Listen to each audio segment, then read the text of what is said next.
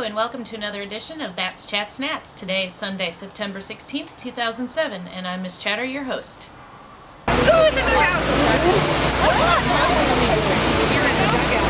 Okay, so we're watching the game. Watching the game. All right? We're watching the game. Yes, there was a lot of fun and games yesterday at RFK for all of the women, but there was a lot of work too. We warmed up and stretched out just like the Major League players do.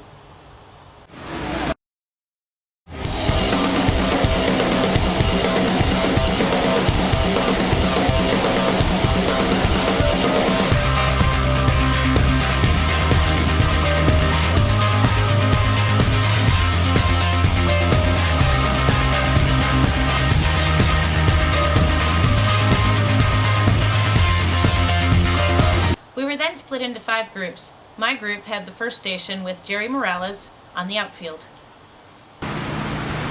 Center field have priority over the left field, over the right field, over the shortstop, and the second base. Because have a lot of room to cover. And he's the leader over here. And pretty much the outfield that they move, the center field move, second base side. And then we have to move a little bit.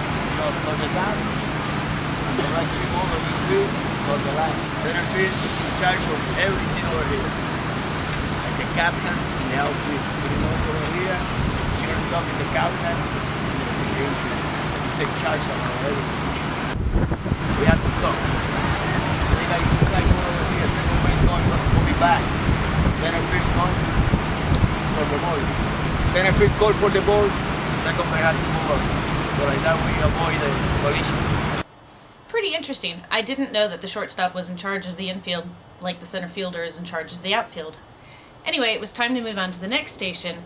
Third base coach Tim Tolman explained his third base signs. So in this particular case, you can say, anytime that I touch my hat, okay, with my right hand, that starts to count. If I touch it 1 time, it's bunt. If I touch it 2 times, it's hit and run. If I touch it 3 times, it's steal. Okay?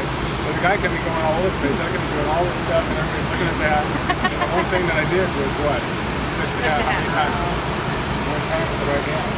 So that's fun. And then if you want to make it like that, okay, and there you can go again. 1, 2, hit and run. Okay? That's basically how they do it.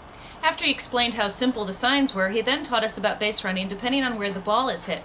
For example, if you have an infield hit, you look to your right to make sure the throw to first doesn't miss. If you hit it into the outfield, you make a banana turn where you angle towards the first base coach and then make your turn so that you're making it at the right angle to the base. And then we practiced. Right.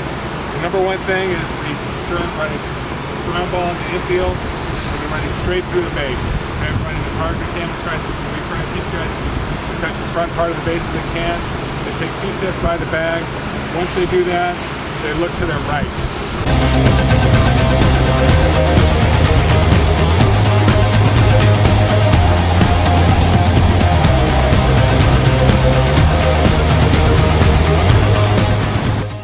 And then it was time for the difficult questions from the ladies. To prove that we really are paying attention, Tim Tolman was asked about being a third base coach, to which he said it's a thankless job because people only remember when you mess up. There goes Tim Tolman, right? And he said, yeah, that's him. He does a pretty good job, but he messed up 1 time. So, I mean, that goes with the territory. The moral of the story is that goes with the territory. Guys are going to get thrown out. There's times when it's a good time for a guy to get thrown out, or a pressing issue. There's times where it's bad. But if it's like I mean, so much of it is just judged, and then you're kind of out there like you sense it, you know? Because that doesn't enter into your mind at all when you're making the deal. Now, what goes into that? Number one, we know guys, first of all, just from playing against the time. Number two is we have detail. If you don't know a guy and you've never seen him before, we have an advanced scout. This advanced scout watches, stays like two teams ahead of us. And he'll give us information like Matt Dias throws good, Andrew Jones throws good, Frank Lee throws good, Harris does not throw good. He'll give us, if we don't have it, we have that information so it's open. And then, like you said, then it just becomes a matter of judgment. How important is that run? Does that run have any significance? If we're behind 5-1, that run doesn't really mean anything. Who's running, you know, what kind of jump are they getting? And then the big thing is when you're watching these, it's has the guy picked up the ball, okay, by the time your runner has touched their base. If he's picked up the ball before your runner gets to their base, you've got a pretty good chance of throwing him out. The next station was the batting tunnel behind the dugout. Bench coach Pat Corrales instructed us on the proper way to hit. We're going to talk a little bit about hitting today's basics. Aaron and this, my demonstrator, did a heck of a job in the last group, so we'll do it again. This is our plate, and you right there with the red shirt of the pitcher. Okay. All right. Look at her feet. Well balanced. Good base. Call it whatever you want. Good foundation. Now, how far are you from the plate? Again, that's up to you. Me as an individual, I like the ball away from me, so I move away from the plate a little bit so I can extend my arms. Position of the hands, how high or how low do you want it? As a rule, we start right about the shoulder, okay? Okay, pitch is being delivered, she's ready, swing. Watch her head, position of her head. If you can't see it, you can't hit it. One of the secrets is people let their front shoulder come out, and if your shoulder comes out, your head's going to fall. It's going to go right with it.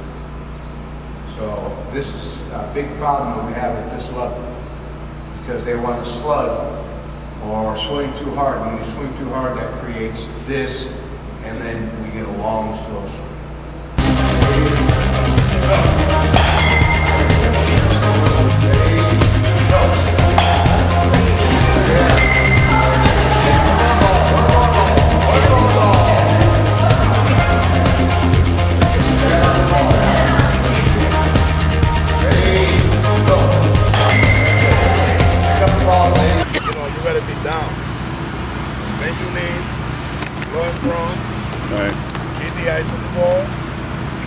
Try to make it control.